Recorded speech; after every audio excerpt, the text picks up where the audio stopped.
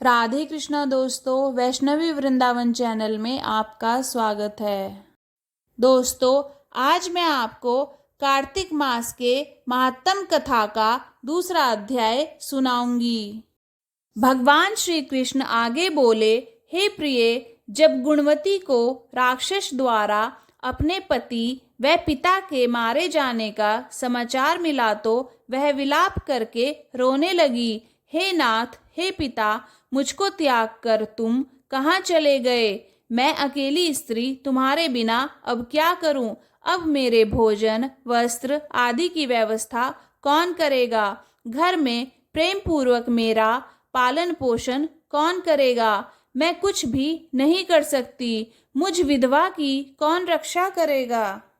मैं कहाँ जाऊं? मेरे पास तो अब कोई ठिकाना भी नहीं रहा। इस प्रकार विलाप करते हुए गुणवती चक्कर खाकर धरती पर गिर पड़ी और बेहोश हो गई। बहुत देर बाद जब उसे होश आया तो वह पहले की भांति करुण विलाप करते हुए शोक सागर में डूब गई। कुछ समय के पश्चात जब वह संभली तो उसे ध्यान आया कि पिता और पति की मृत्यु के बाद मुझे उनकी क्रिया करनी चाहिए जिससे उनकी गति हो सके। इसलिए उसने अपने घर का सारा सामान बेच दिया और उससे प्राप्त धन से उसने अपने पिता व पति का श्राद्ध आदि कर्म किया। तत्पश्चात वह उसी नगर में रहते हुए 8 पहर भगवान विष्णु की भक्ति करने लगी। उसने मृत्यु पर्यंत तक नियम पूर्वक सभी एकादशियों का व्रत और कार्तिक महीने में उपवास एवं व्रत किए। हे प्रिय, एकादशी और कार्तिक व्रत मुझे बहुत ही प्रिय हैं। इनसे मुक्ति, भुक्ति, पुत्र तथा संपत्ति प्राप्त होती है। कार्तिक मास में जब तुला राशि पर सूर्य आता है तब ब्रह्म मुहूर्त में उठकर स्नान करने व व्रत व उपवास करने वाले मनुष्य मुझे बहुत प्रिय हैं, क्योंकि यदि उन्होंने पाप भी किए हो तो भी स्नान व व्रत के प्रभाव से उन्हें मोक्ष प्राप्त हो जाता है।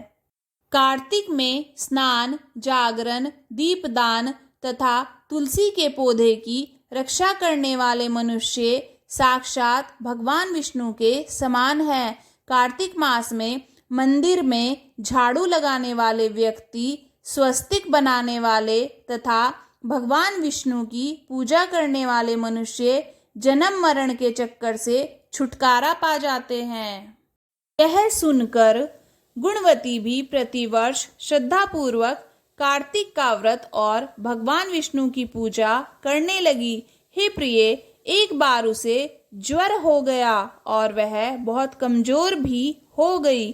फिर भी वह किसी प्रकार गंगा स्नान के लिए चली गई। गंगा तक तो वह पहुंच गई, परंतु शीत के कारण वह बुरी तरह से कांप रही थी। इस कारण वह शिथिल हो गई। तब मेरे दूत उसे मेरे धाम में ले आए। तत्पश्चात ब्रह्मा आदि देवताओं की प्रार्थना पर जब मैंने कृष्ण का अवतार लिया तो मेरे गण भी मेरे साथ इस पृथ्वी पर आए, जो इस समय यादव हैं। तुम्हारे पिता पूर्व जन्म में देव शर्मा थे तो इस समय स्त्राजित हैं। पूर्व जन्म में चंद्र शर्मा जो तुम्हारा पति था वह डाकू है, और हे देवी, तुम ही वह गुणवती हो। कार्तिक व्रत के प्रभाव के कारण ही तुम मेरी अर्धांगिनी बनी। पूर्व जन्म में तुमने मेरे मंदिर के द्वार पर तुलसी का पौधा लगाया था। इस समय वह तुम्हारे महलों के आंगन में कल्प वृक्ष के रूप में विद्यमान है। उस जन्म में तो तुमने दीपदान किया था, उसी कारण तुम्हारी देह इतनी सुंदर है और तुम्हारे घर में साक्षात लक्ष्मी जी का वास है। चूंकि तुमने पूर्व जन्म में अपने सभी व्रतों का फल पति स्वरूप विष्णु को अर्पित किया था, उसी के प्रभाव से इस जन्म में तुम मेरी प्रिय पत्नी हुई हो। पूर्व जन्म में तुमने नियम पूर्वक जो कार्तिक मास का व्रत किया था, उसी के कारण मेरा और तुम्हारा कभी वियोग नहीं होगा। इस प्रकार कार्तिक मास में व्रत आदि करने वाले मनुष्य मुझे तुम्हारे समान प्रिय हैं। दूसरे जप, तप, यज्ञ, दान आदि करने से प्राप्त फल कार्तिक मास में किए गए व्रत के फल से बहुत थोड़ा होता है, अर्थात कार्तिक मास के व्रतों का 16वां भाग भी नहीं होता। इस प्रकार सत्यभामा भगवान श्री कृष्ण के मुख से अपने पूर्व जन्म के पुण्य का प्रभाव सुनकर बहुत प्रसन्न हुई। दोस्तों, ये था कार्तिक महात्म कथा का दूसरा अध्याय। दोस्तों, अगर आपको ये वीडियो अच्छी लगी तो वीडियो को लाइक कीजिए, चैनल को सब्सक्राइब कीजिए और कमेंट बॉक्स में लक्ष्मी नारायण लिखिए।